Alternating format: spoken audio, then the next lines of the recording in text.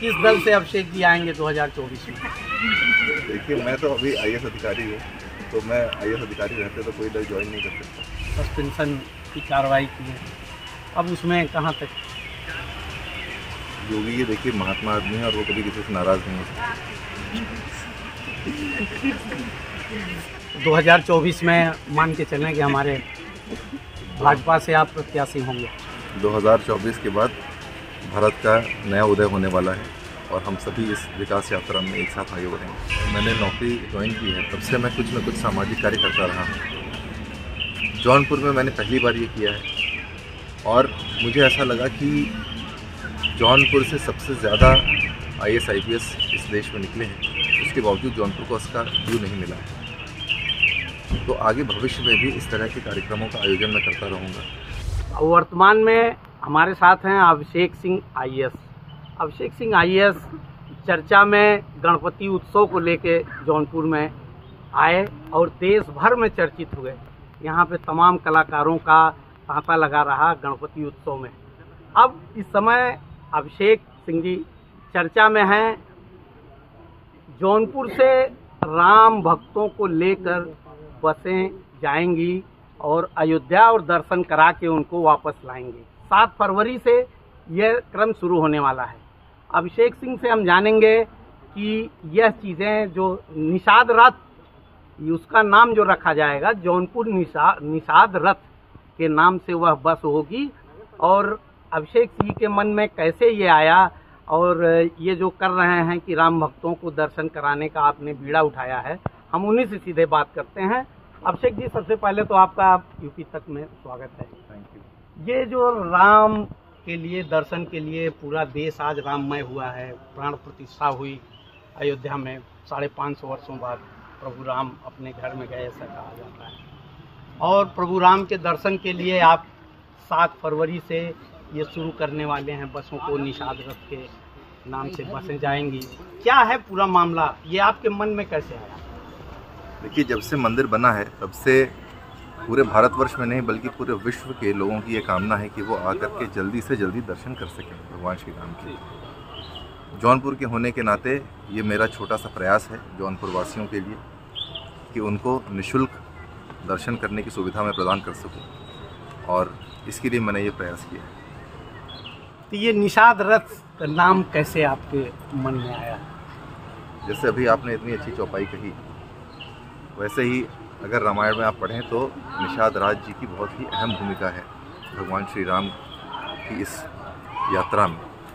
उन्होंने अपने नाव में बैठा करके उनको नदी पार कराई थी। इसीलिए मैंने सोचा कि ये निषाद रथ भी भक्तजनों को ले जा करके भगवान श्री राम के पास ले जाएगा, उनके दर्शन कराएगा, उनसे आशीर्वाद दिलाएगा, उनकी मनोकामना पूर्ण कराएगा और वापस लेकर। ये क्या योजना है, कब से आप शुरू कर रहे हैं और कैसे लोग इस योजना का लाभ उठा सकते हैं, कैसे? 7 फरवरी से बसें शुरू होंगी। 7 फरवरी से 7 मार्च तक बसों में रजिस्ट्रेशन करने के लिए मैंने एक व्हाट्सएप नंबर दिया हुआ है जो मेरी प्रोफाइल पर मिलेगा। उस व्हाट्सएप पर आपको जय श्री राम के भेजना है। उधर से एक लिंक आएगा एक व्हाट्सएप चैनल का। उस व्हाट्सएप चैनल के लिंक को क्लिक करके उस व्हाट्सएप चैनल को ज्वाइन कर लेना है। वहाँ पर आपको एक फॉर्म मिलेगा। उस फॉर्म में अपनी डिटेल्स भरनी है और ये तिथि भरनी है कि आप किस तारीख को जाना चाहते हैं। फॉर्म सबमिट करने के बाद उसी व्हाट्सएप चैनल के ज़रिए आपको सूचना दे दी जाएगी कि आपकी बस किस तारीख को कहाँ से जाएगी।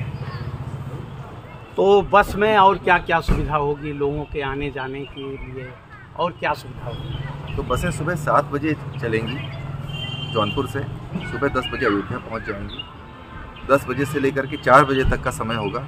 सब लोगों को वहाँ पर दर्शन करें, भ्रमण करें। वहाँ पर भंडारा लगेगा, वहाँ पर आप जा कर के निःशुल्क भोजन भी कर सकते हैं, और कई भंडारे लग रहे हैं, वहाँ पर भी आप जा सकते हैं। उसके बाद 4 बजे वहाँ से वापस आप चलेंगे, 7 बजे वापस जौनपुर पहुँच जाएंगे। तो एक दिन पूरा भगवान श्री राम के नाम। इस समय पूरा देश राममय है। सामने 1 महीने बाद 2024 का लोकसभा चुनाव है। तो अभिषेक जी इस्तीफा तो दे चुके हैं, यस अभी इस्तीफा एक्सेप्ट नहीं हुआ है।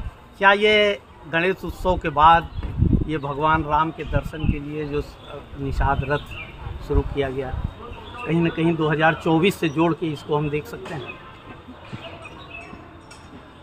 देखिए, ये मैंने जब से मैंने नौकरी ज्वाइन की है तब से मैं कुछ न कुछ सामाजिक कार्य करता रहा हूँ। जौनपुर में मैंने पहली बार ये किया है और मुझे ऐसा लगा कि जौनपुर से सबसे ज़्यादा IAS IPS इस देश में निकले हैं, उसके बावजूद जौनपुर को उसका ड्यू नहीं मिला है। तो आगे भविष्य में भी इस तरह के कार्यक्रमों का आयोजन मैं करता रहूँगा ताकि यहाँ के युवाओं की जो ऊर्जा है उसको सही दिशा मिल सके और वो राष्ट्र निर्माण में अच्छे से अपना योगदान दे सके। निषाद राज ने भगवान राम को उस पार उतारा था नाव से।